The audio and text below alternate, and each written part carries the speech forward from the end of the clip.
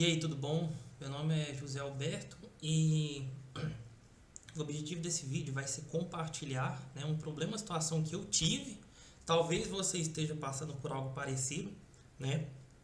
Vou falar então as soluções que eu encontrei, os problemas que eu tive, o que que eu passei e espero que isso possa te ajudar de alguma forma, tá?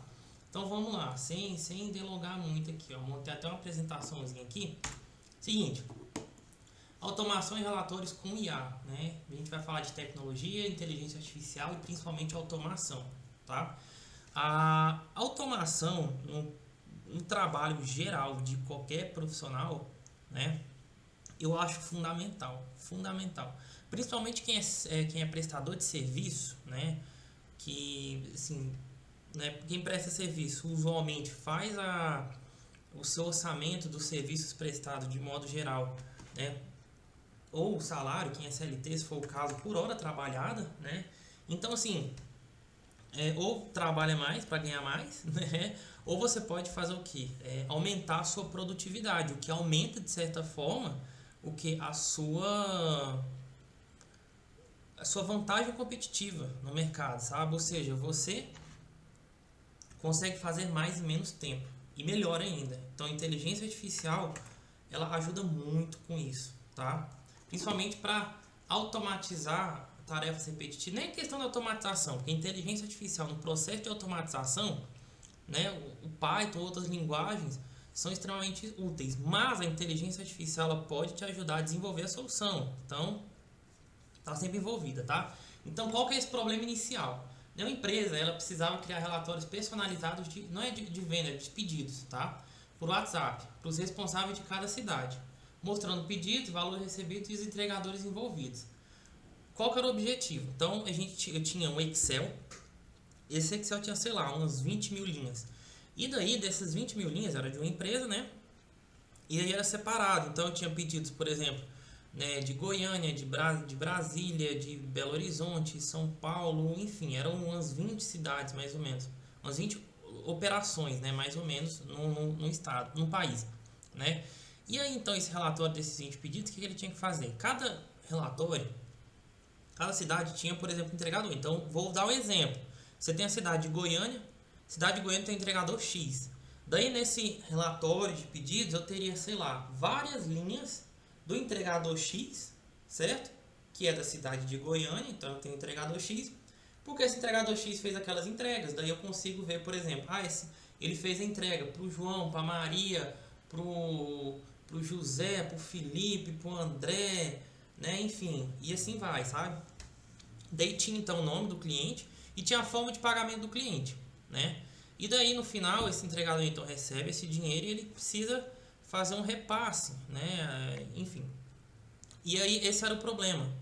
Passar então, montar esse relatório para fazer esse repasse, certo? Isso em planilha. Então a gente tinha isso. Só que o que acontecia, né? O trabalho então que estava sendo feito pela empresa era pegar essa base, certo? Desses pedidos, gerar então um relatório, né? E aí abrir a mensagem, a conversa ali do WhatsApp do responsável por receber aquele relatório e aí enviando, sabe? Então era um trabalho bem repetitivo, né? Bem manual.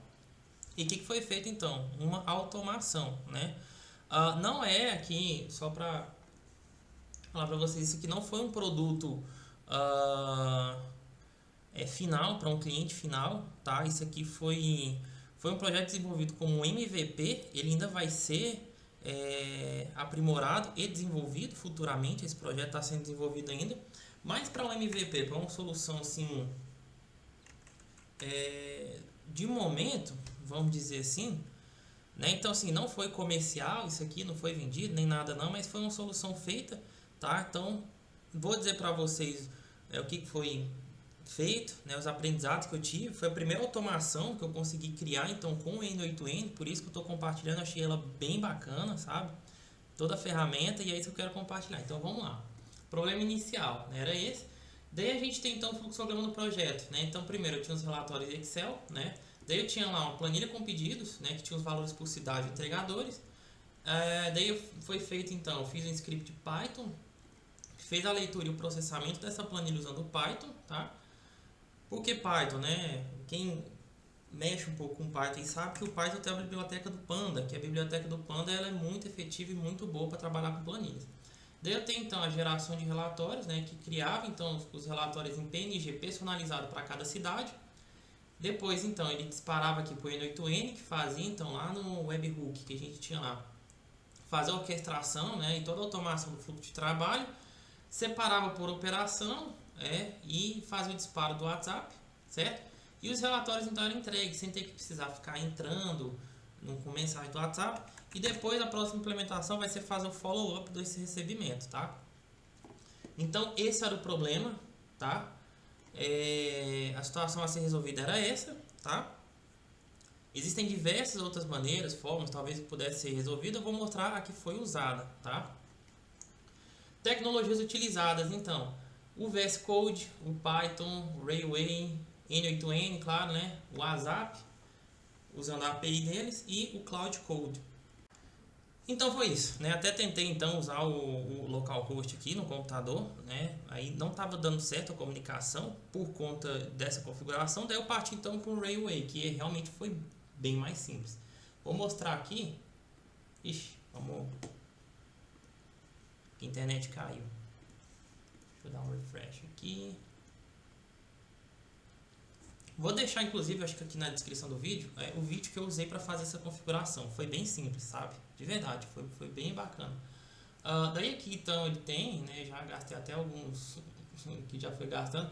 Quando você faz o cadastro aqui no Railway, ele te dá 30 dias gratuitos, 30 dias ou $5. Então é no mês, $5 nesses 30 dias para você usar.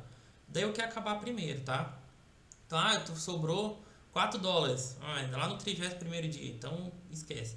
Eu não sei ainda, eu preciso esperar esses 30 dias acabar para saber se ele vai. Saber então se ele vai renovar, tá? Mas é isso. Então assim, criei aqui, fiz a instalação do N8N aqui dentro, né? Loguei lá com a minha conta. Fiz a instalação aqui dentro do N8N aqui no Railway, que é onde eu estou usando, sabe? Achei bem bacana, deixa eu ver se é aqui em logs, onde ele mostra, não sei se é aqui. Não, aqui não, porque tem tempo, né? Mas quando eu estava testando, os logs de erro apareciam aqui, então isso ajudou muito, sabe? Também. Então ele vai Portuguese, né? Redis, Worker e aqui. Então você vai aqui, Primary, e daí você clica aqui, né? Vou deixar aqui depois até o link que eu usei, daí ele vai abrir lá o seu N8N, né? Você faz aquele login e tudo mais. E aqui os workflows criados. Vamos abrir então o workflow, né? Que daí a gente vai então, né, para depois desse resolvido, problema 3, quais os nós escolher, né? Então, quais os nós escolher? Aqui é quase que o céu limite, né? Mas para esse problema especial, né, já tinha tudo no meu computador. Eu quis usar o máximo da programação que já estava feita, tá? Então, assim, primeiro passo, criei então o node webhook.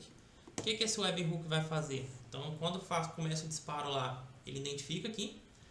Criei alguns codes, esses codes aqui em JavaScript. Isso aqui é bem bacana, sabe? Porque, então, assim, aqui no N8N você pode colocar código também ou fazer essa associação, não só em JavaScript, mas também em Python, tá? Isso ajuda muito, tá?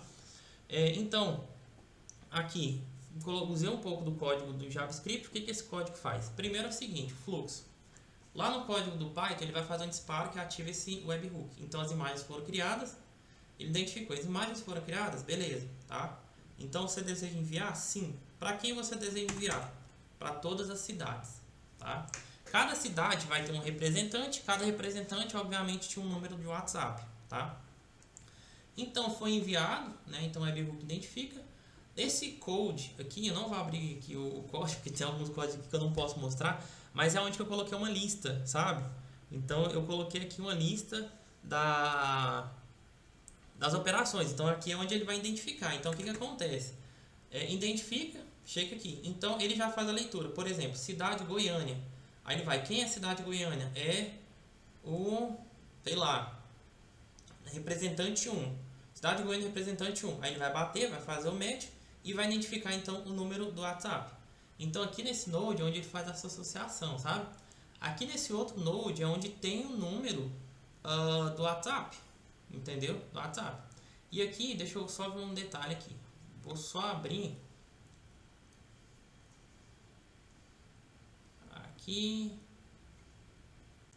Então aqui, eu abri só para vocês verem então esse nó 2 um pouco, sabe? Então linguagem JavaScript, daí aqui eu coloquei o código, certo? Então aqui, ó, tá, ele extrai os dados do webhook, é isso que ele vai fazer. Chega em JSON, né, um arquivo JSON lá os dados. Enfim, ele vai fazer toda essa identificação depois. E aqui no Node eu usei aqui o run one for each items, tá? E o que esse run once for each items ele faz? É o seguinte, né? Vamos supor que a gente tem uma lista, sei lá, 10 operações aqui. Daí ele vai fazendo, então ele vai mandando, ele começa o processo de um, daí ele começa, termina, aí vai para o outro, começa, termina, vai para o outro, começa, termina, tá? Foi a estratégia usada aqui, tá? Então foi isso, né? Isso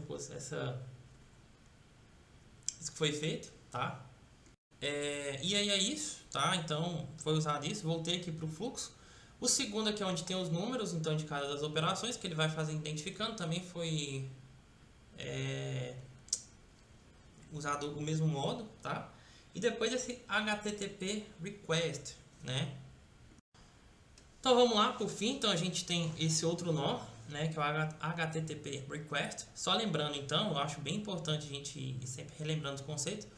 HTTP é um protocolo de comunicação, né, extremamente usado na internet, né, quando a gente vai em sites e tudo mais, tem lá HTTP, HTTPS, né, o de segurança. E a requisição, o que ela vai fazer? Basicamente ela faz todo esse processamento. Então chegou no webhook, ele identificou as imagens, né, daí aqui ele fez a leitura do JSON, organizou, chegou aqui, ele vai fazer o match lá, aqui em cooperação com os dados JSON que chegou, né, aqui. Então até aqui está tudo organizado. Chegou aqui na HTTP request, nesse nó, o que ele vai fazer? Ele vai fazer então a requisição lá na API do WhatsApp, que a gente usou. Você se lembra qual que a gente usou? A gente usou esse aqui, ó, o WhatsApp API, né? Só para isso aqui é o que foi usado, certo? Foi a ferramenta que eu usei também, o WhatsApp API. Existem diversas outras, dá para explorar, fazer um vídeo também só de soluções de API de WhatsApp, oficial, não oficial. Nesse caso foi usado ela, peguei por recomendação de colegas, funcionou bem, então para mim atendeu bem. A documentação dela foi tranquila, tá? E só que assim, eu tive que passar vários dados, usei o Cloud para me ajudar a entender a parte da documentação e ver também, porque eu tive que fazer alguns ajustes lá, tá? Mas deu certo, no fim deu certo. Então essa parte da requisição, tive que olhar bastante mesmo na documentação. Porque na documentação vai ser como que você tem que configurar aqui esse nó para você, por exemplo, enviar uma mensagem, enviar uma imagem de texto, né? Enfim. Então é isso, tá? Então a requisição vai fazer isso. E o que ela faz? Fiz toda a tratativa, cheguei aqui na requisição, tá? E aí ele vai fazer o disparo, vai se comunicar com a API do WhatsApp, que eu usei o WhatsApp API, né? E aí então chega. E aí então responde o... E aqui eu finalizei com responde to webhook, né? Depois isso aqui ainda está em desenvolvimento, tá? Mas é isso, tá bom? Então espero que vocês tenham ajudado. E aqui só uma observação, para a gente falar um pouquinho mais antes de acabar, sobre APIs de WhatsApp. Como eu falei, existem várias soluções, tá? Várias no mercado. Essa WhatsApp API me atendeu bem, achei bem bacana, né? Existem outras, né, que eles falam, como a Evolution API, tem outras também que são associadas e podem ser usadas lá com o WhatsApp oficial, aqui é não oficial. Qual que é a diferença basicamente? Quando você usa uma API oficial, primeiro que o seu processo de configuração ele é um pouco mais demorado, tá? Exige ter aquelas contas de gerenciamento de anúncio lá dentro do Facebook, né? Tem que fazer algumas aprovações de template, então demora um pouco mais. Um ponto mais positivo, se você tem um volume muito alto de mensagens, tá? A chance de bloqueio é bem menor, tá? Não, a gente pode falar que também não vai ter, porque toda plataforma tem as suas políticas, né? Mas a chance de bloqueio é bem menor.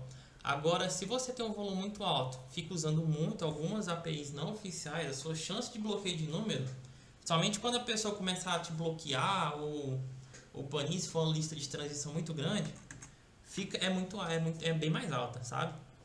Mas como o volume de mensagem para esse caso era pequeno e precisava de uma solução mais rápida, essa daqui atendeu satisfatoriamente muito bem, sabe? Então, achei bem bacana mesmo, entendeu? Mas, enfim, é isso, né? Depois a gente pode explorar outras formas de ver pontos positivos, negativos, enfim, a respeito de outras soluções também de API, sabe? Do WhatsApp. Mas, é isso. Então, essas foram as soluções, né? Espero que você tenha gostado desse vídeo, espero que possa ter te ajudado. Eu sei que eu não entrei muito aqui no passo a passo, do tipo, clica aqui, clica ali, né? Vamos ali. Até porque, assim, isso aqui eu fiz muita pesquisa para fazer esse desenvolvimento. Vou deixar aqui na descrição do vídeo vídeos que também me ajudaram, tá? A encontrar isso. Porque eu acho, assim, que mais importante do que você aprender a clicar o botão, ir não sei na onde, qual nó, é você entender as possibilidades que você tem, sabe? E visualizar a solução do problema na sua cabeça. Eu acho que esse aqui é o mais difícil, tá?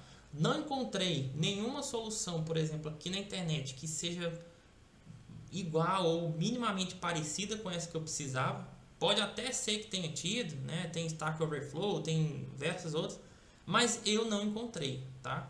Poderia existir outras formas também de melhorar esse desenvolvimento, com certeza, melhorar os nós, né? Talvez tirar aquele code, fazer algo mais automático. Por exemplo, tirar o código do computador, jogar o código todo daqui, já, por que não, né? Fazer uma automação completa, né? Um front-end, uma forma bem mais visual, um lovable aqui, tudo isso é possível, tá? E esse é o fantástico, então, da inteligência artificial, dessas ferramentas que vêm para nos ajudar e principalmente nos dar produtividade, tá? Eu acho que esse é o ponto mais importante e saber encontrar soluções, tá? Então é isso, espero que tenha ajudado e até a próxima. Valeu, obrigado.